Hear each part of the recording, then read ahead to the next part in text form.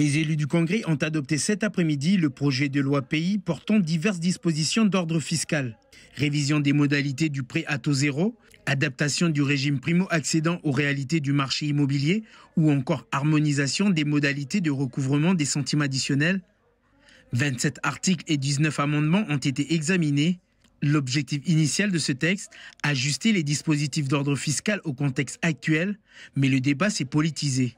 Attachés à la lutte contre la vie chère, les indépendantistes ont voté en faveur de la protection des marchés qui passe de 5 ans à 7 ans. On le justifie par la protection de l'emploi. Quand on parle de protection de marché, on parle aussi de la protection de l'emploi, puisque on sait très bien que quand on accorde des protections de marché, ils ont des contraintes à respecter, mais le fait de protéger les marchés, ça crée de l'emploi, puisque tout est transformé ici dans le pays, et puis c'est ce que nous, on recherche, qu'il y ait une plus-value pour le territoire. Et c'est dans ce sens-là que nous, on est allés aussi. Comme souvent lors de l'examen du projet de loi portant diverses dispositions d'ordre fiscal, les groupes politiques ont tenté de faire passer des cavaliers législatifs, c'est-à-dire une mesure introduite par un amendement qui n'a aucun lien avec le texte en question. À travers des artifices de séance, on dépose des amendements, je dirais un peu surprise. Alors on nous maintient, on nous proroge les protections de marché, alors que le gouvernement a dit qu'il était en train de les réexaminer une par une, et c'est un engagement fort dans la convention qu'on a signée avec l'État en échange de milliards d'euros.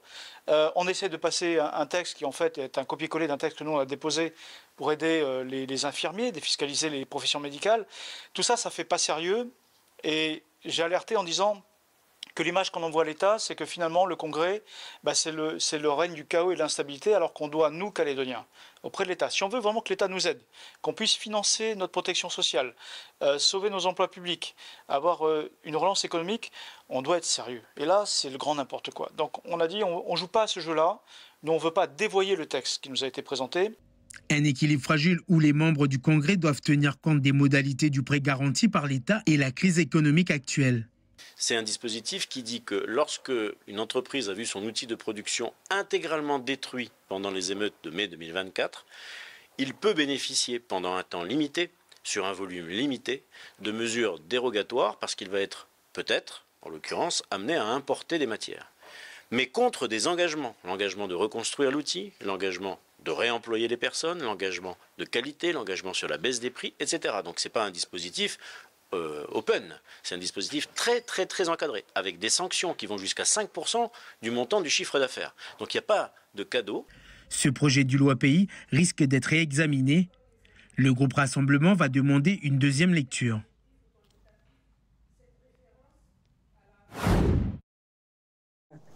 Quand il y a des patients qui arrivent, on leur pose beaucoup de questions. C'est pas pour être intrusif, c'est pour justement parce que derrière, on a peut-être des médicaments qu'on donne qui peuvent pas être compatibles avec la vie de la personne.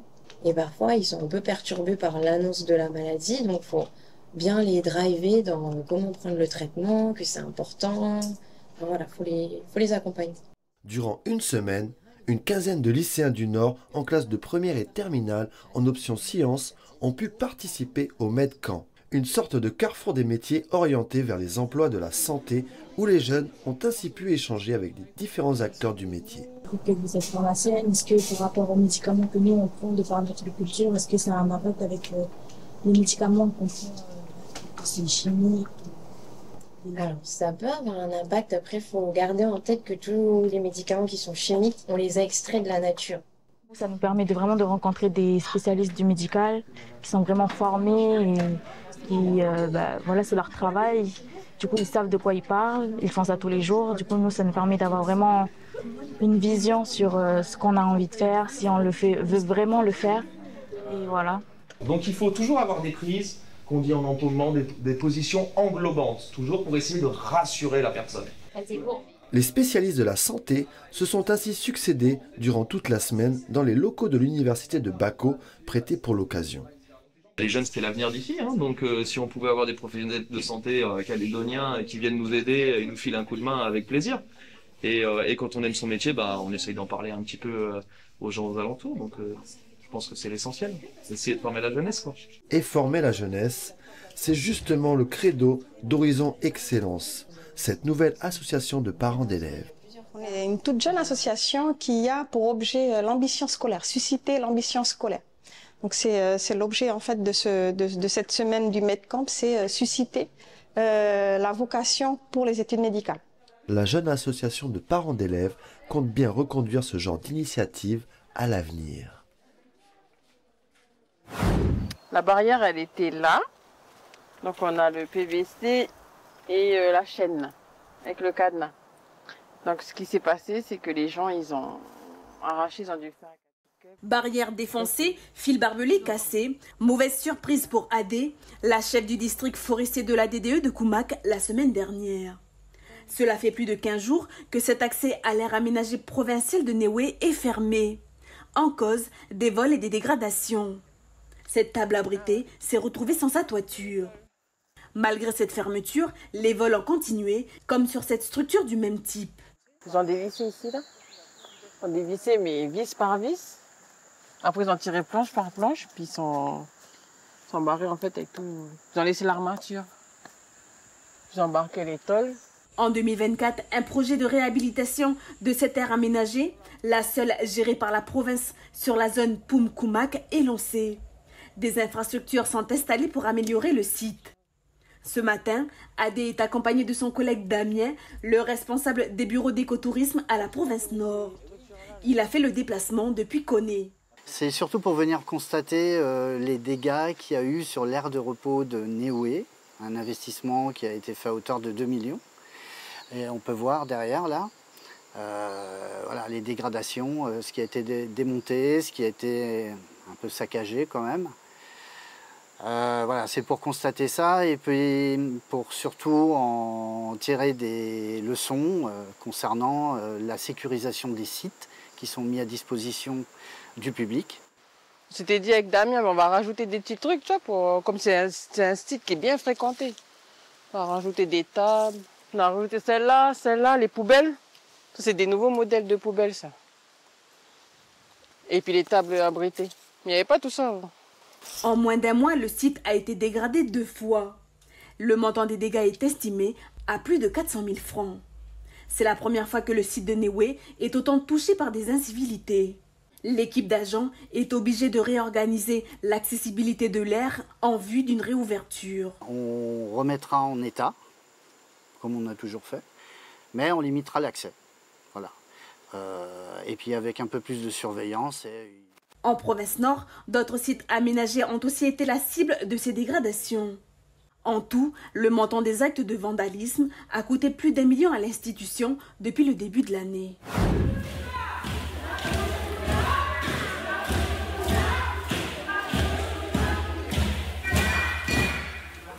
Plus d'une trentaine d'enfants du centre de vacances de Juanono ont présenté jeudi un spectacle de danse traditionnelle à leurs parents phares et de la province des Îles-Loyauté. Plus d'1 heure d'ambiance et de bonne humeur qui a ravi le public venu très nombreux. Ah, c'est très bien, c'est bien. Je sais que ça fait du travail pour les monos, parce qu'ils sont petits, mais c'est un bon travail. Ça occupe les enfants et puis c'est très bien. Pour les vacances, les enfants ils ont besoin d'être encadrés. Et c'est une bonne idée qu'il y a les centres de vacances pour s'occuper des enfants, aider les parents qui travaillent et puis occuper aussi les enfants au centre. De rester à la maison, regarder la télévision, le téléphone, laisser à eux-mêmes. Là, c'est mieux. C'est très bien comme travail. Durant les 2 semaines de vacances, des intervenants se sont succédés au centre de loisirs pour le tressage, les chants et pour la danse dans les ateliers de transmission de la culture kanak destinés aux enfants. Ce travail pour moi c'est une grande fierté parce que je sais que derrière moi il y a les petits frères et les petites sœurs et je suis très fière de les transmettre ce que j'ai appris avec mes grands frères et mes grandes sœurs, mes grands-mères aussi. Voilà, les connaissances de nos vieux avant, c'est-à-dire passer par l'humilité, le respect, tout ça. Et ensuite les former par les gestes que nos anciens ils croyaient avant, c'est-à-dire croire en l'invisible. Mais malgré qu'ils sont petits, mais plus tard ils sauront que ah ouais, cette danse ça vient de là. C'est pas n'importe quelle danse, il faut la respecter, il faut savoir la danser, danser avec respect et humilité.